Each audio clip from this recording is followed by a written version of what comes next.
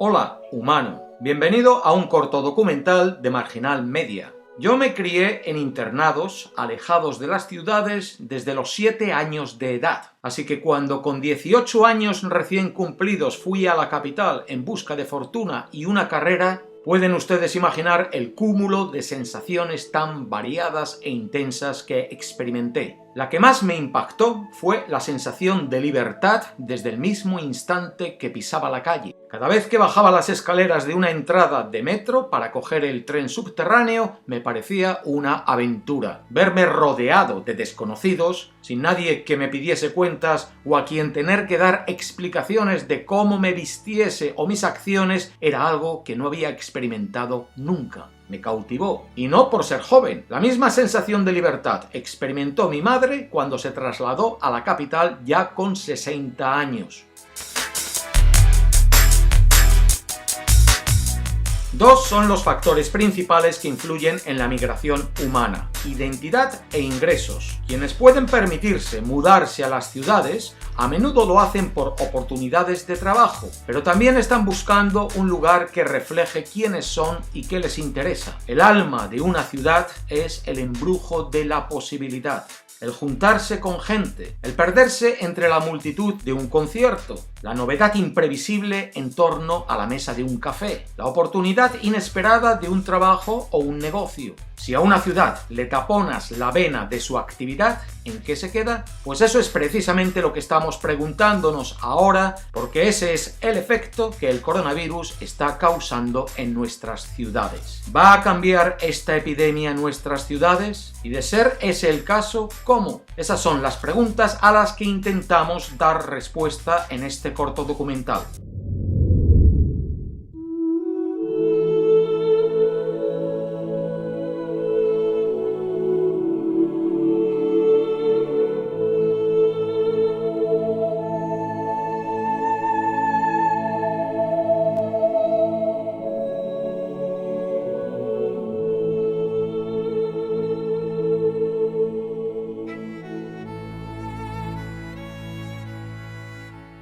Quiero comenzar desmintiendo algo antes de que llegue a convertirse en un mito urbano, caso de que ya no lo sea. A pesar de que el 95% de los infectados por el coronavirus vivan en núcleos urbanos, las ciudades no fomentan inevitablemente epidemias explosivas. Los riesgos de enfermedades infecciosas no hacen que las ciudades sean peligrosas. ¿Por qué surge este malentendido? Porque si pandemias como esta se transmiten por contagio humano, parece lógico asumir que allá donde se dé mayor densidad de población se incrementará el número de afectados, y esas son las ciudades. No hay más que mirar a Nueva York, la ciudad más poblada de los Estados Unidos, y con casi 11.000 habitantes por kilómetro cuadrado, la segunda más densamente poblada del país. Y es la que mayor número de infectados tiene con diferencia. Así que a mayor densidad de población, mayor riesgo de contagio. ¿No? Pues no, necesariamente. Porque si miramos dentro de Nueva York, Manhattan, cuya densidad de población es más del doble que cualquiera de los otros 4 distritos de la ciudad, tiene la tasa de infección más baja. Y Staten Island, el distrito menos denso de todos con diferencia, 9 veces menos denso que Manhattan, tiene la segunda tasa más alta de infección de toda la ciudad. No es la densidad de población lo que propaga la enfermedad, es la pobreza, el hacinamiento de los hogares, la segregación económica racial y la participación en la fuerza laboral. No es que haya demasiada gente en las ciudades, es que muchos de los que hay son pobres, miembros de poblaciones marginadas y viven hacinados en espacios reducidos. En Nueva York, la epidemia está matando el doble de latinos que de blancos y el doble de gente de color que de blancos. En el mundo, más de 1.000 millones de personas viven en condiciones de hacinamiento en las ciudades. No es en la ciudad donde la epidemia explota, es en estos núcleos. Si fuese por población y densidad, no se entendería que durante la epidemia de gripe española, Alaska fuese el estado con mayor número de fallecidos per cápita de Estados Unidos y el segundo del mundo, tras Samoa. Si fuese por población y densidad, ciudades asiáticas que han sufrido el virus como Singapur, Seúl, Hong Kong, Tokio, incluso Wuhan, con 11 millones de habitantes y donde la infección explotó primero, estarían ahora atiborradas de muertos, y no lo están, no como Nueva York. No es la densidad la que propaga el virus, es la desigualdad. Eso había que aclararlo porque nos va a ayudar para entender cómo evolucionarán nuestras ciudades.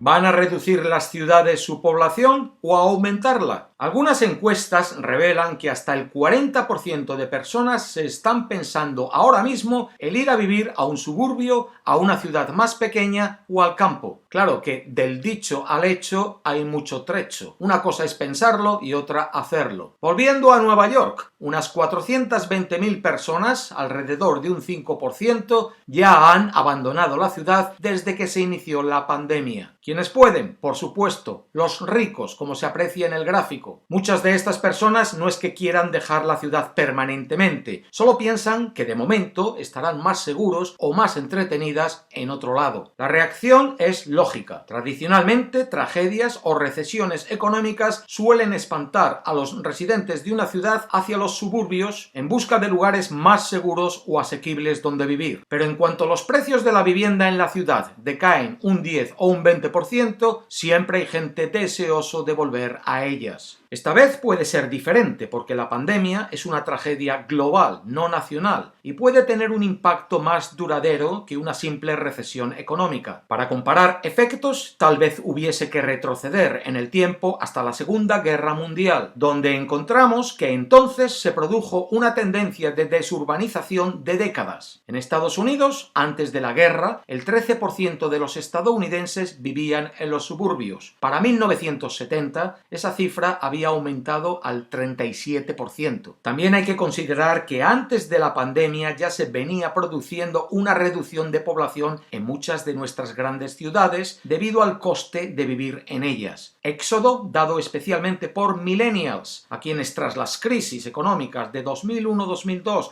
y 2008-2009 esta es la tercera que les pilla. El atractivo de las ciudades se ha ido perdiendo en gran parte debido a las rentas disparatadas. Ya antes de la pandemia parecía que en las grandes ciudades solo quedaban gente rica, pobre o jóvenes intentando salir de ellas. Esta tendencia de salida puede que ahora se intensifique y hay quien predice que puede durar unos 5 años. Pero a saber, porque si bien es cierto que muchas ciudades disminuyen su población, los altísimos precios en los centros urbanos se mantienen, lo que denota que también hay quien está dispuesto a pagar lo que sea por no renunciar a su sueño urbano y a los servicios del centro. De momento está por ver el alcance del deterioro que aún se está produciendo. Buena parte de los empleos de la ciudad se dan en el comercio minorista, el ocio y la hospitalidad, todos ellos en primera línea de la pandemia. Si la crisis de COVID-19 dura 4 meses, hasta el 75% de restaurantes independientes podrían desaparecer. La pandemia está poniendo de manifiesto cuánto dependemos unos de otros en la ciudad. Los ricos necesitan mano de obra, los pobres necesitan capital y la ciudad necesita ambos. Estamos viendo la dependencia de la ciudad de los trabajadores esenciales y la dependencia de estos de los trenes y autobuses públicos para llegar a empleos en hospitales, supermercados y otros enlaces en la cadena de suministro. Considerando todo esto y cómo nos afecta la pandemia en términos de cuarentena y distanciamiento social, pasamos a analizar qué cambios van a producirse o deberían producirse en las ciudades para un mejor futuro.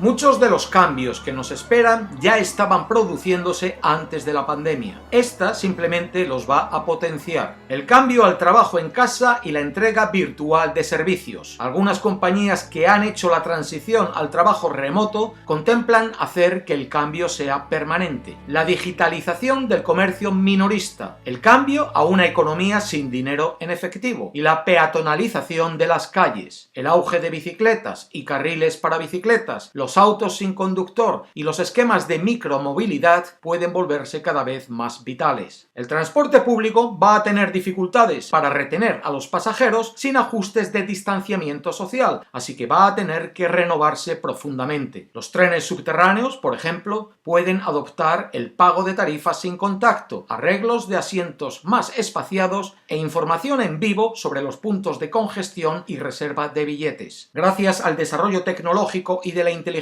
artificial, ya comenzamos a ver un inicio de la economía robotizada tomando los puestos de trabajo de servicios y hospitalidad dentro de la ciudad. Si el miedo al contacto humano perdura y es mayor que las alegrías que nos proporciona el servicio personalizado, esa economía se potenciará y avanzaremos hacia una visión distópica de nuestras ciudades. En cualquier caso, el avance tecnológico será necesario para aumentar la productividad en lugar del uso de mano de obra barata y no cualificada que vive hacinada y es la que más propicia el contagio, lo que a su vez nos llevará a un mayor control de la inmigración. Singapur es un ejemplo de esto. De sus 5,7 millones de habitantes, casi 1 millón son trabajadores semicualificados y no cualificados. Eso incluye trabajadores domésticos extranjeros y aproximadamente 300.000 trabajadores migrantes. Esta gente vive en dormitorios de gran tamaño y trabajan en lugares abarrotados, y estos han sido los mayores focos de infección durante la pandemia.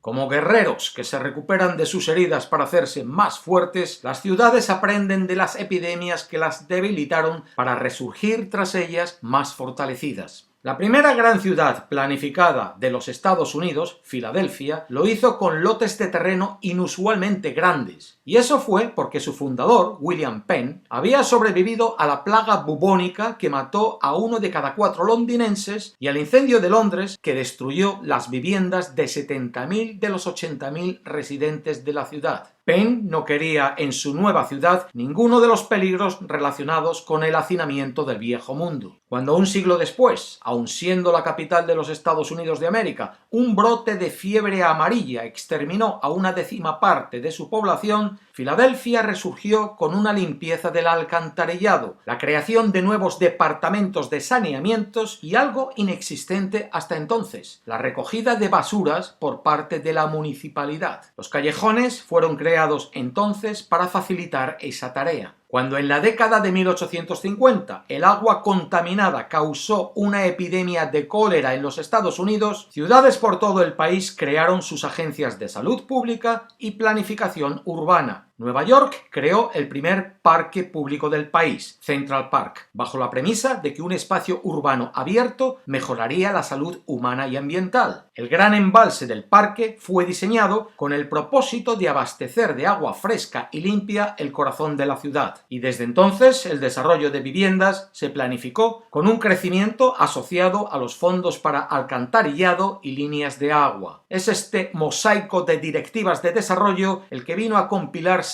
en el primer código de zonificación de una ciudad en los Estados Unidos. A Nueva York le siguieron muchas otras ciudades tomando el control del uso de la tierra para vencer a los patógenos transmitidos por el agua como el cólera y la poliomielitis. No son solo las infraestructuras que cambian, también lo hacen las instituciones. La historia nos enseña que las crisis generalmente provocan nuevas agencias e instituciones gubernamentales. Estados Unidos creó el Departamento de Seguridad Nacional después de los ataques del 11 de septiembre y la Oficina de Protección Financiera del Consumidor después del colapso de la vivienda en 2008-2009. Nuestros gobiernos van a tener que estar a la altura del reto de COVID-19 y crear nuevas instituciones que aborden la devastación económica que la epidemia está causando y minimicen el impacto de la siguiente. Los sistemas de salud saldrán reforzados. Se modernizarán los edificios y espacios públicos para el distanciamiento social. Se introducirán pruebas masivas de contagios y rastreo digitales, algo que ya mismo estamos experimentando. Se construirá más y mejor. Esta pandemia está exponiendo la calidad de la gobernanza y la escala de esas desigualdades que están propiciando el contagio. desarrollo. Planificadores urbanos tendrán que actualizar sus políticas de zonificación y promover la densidad inteligente y una inversión más ecológica. No se trata de crear espacios abiertos por todas partes, pues eso es insostenible para una gran urbe que se precie de sus servicios. Sin impuestos sobre la propiedad y otros ingresos que vayan a parar a los gobiernos locales para proveer los servicios que las comunidades necesitan, la ciudad no es sostenible. Lo sostenible, el futuro, es construir más viviendas y más densas. Viviendas de ingresos mixtos, más inclusivas, acercando los pobres y los ricos, la mano de obra y el capital. Mayor densidad, pero menos hacinamiento, menos segregación de hogares en líneas raciales, menos marginación. Las ciudades son el banco de pruebas perfecto para nuevas innovaciones. Ciudades como Ámsterdam, en Netherlands, Bristol, en Inglaterra, Melbourne, en Australia, ya estaban desarrollando planes que dan prioridad a la economía circular, la resiliencia climática y una intolerancia radical a la desigualdad. Barrios más diversos, con viviendas asequibles y con más servicios descentralizados proporcionan mayores oportunidades de trabajo para todos, más seguridad y poder económico para los más desfavorecidos, que a su vez son capaces de pagar mayores impuestos para sostener los servicios, lo que a su vez permite a las instituciones públicas desconectar de la riqueza privada, con menos espacio para la corrupción.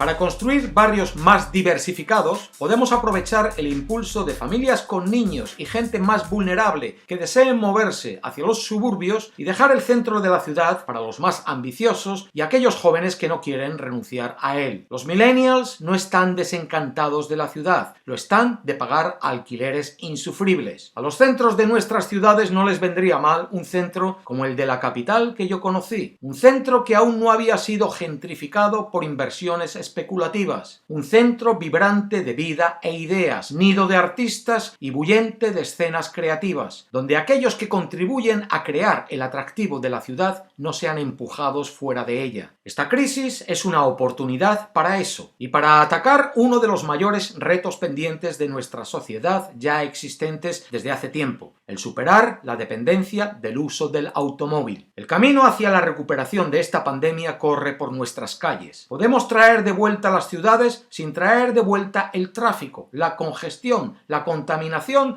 y las 3.700 personas que mueren en accidentes de tráfico a diario. Podemos recuperar y restablecer nuestras calles para mover a las personas a pie, en bicicleta o en transporte público, y hacerlo de manera segura, asequible y fácil, sin importar dónde vivan en la ciudad. Y tenemos la oportunidad de brindarles a los residentes de la ciudad una verdadera independencia en el transporte, opciones reales para moverse y la libertad de no necesitar un automóvil. Aire más limpio, ciudades más habitables con métodos de construcción más baratos y flexibles, como la construcción de madera alta, que pueden reducir el coste de la vivienda y la huella de carbono de los nuevos edificios. Suburbios diseñados para reducir las emisiones contaminantes. Las innovaciones energéticas ya nos permiten construir vecindarios totalmente eléctricos que reduzcan el impacto climático y las facturas que hayamos de pagar por estos servicios. Suburbios donde la atención médica y la vivienda sean los servicios más importantes. Menos necesidad de transporte si uno puede ganarse la vida en su barrio. Más trabajo en el hogar y desplazamientos más cortos. Alquileres más baratos. Oficinas recicladas en viviendas. Todos esos rascacielos de oficinas que pueden irse vaciando a medida que más gente trabaja desde casa y los servicios se digitalizan, pueden ser viviendas que ayuden a proveer la inclusividad y reducir el hacinamiento que nuestras ciudades necesitan. Lo hecho con la ciudad y el puerto de Copenhague o el centro de Cincinnati son ejemplos a seguir. El desafío al que nos enfrentamos no es si volveremos a lo que teníamos y si las ciudades sobrevivirán como las conocemos. El desafío es tener la imaginación y la visión para transformar las calles y lograr ciudades más seguras, más accesibles y más preparadas para la próxima pandemia. Esta es una oportunidad para corregir muchas cosas que nos estaban llevando a la autodestrucción.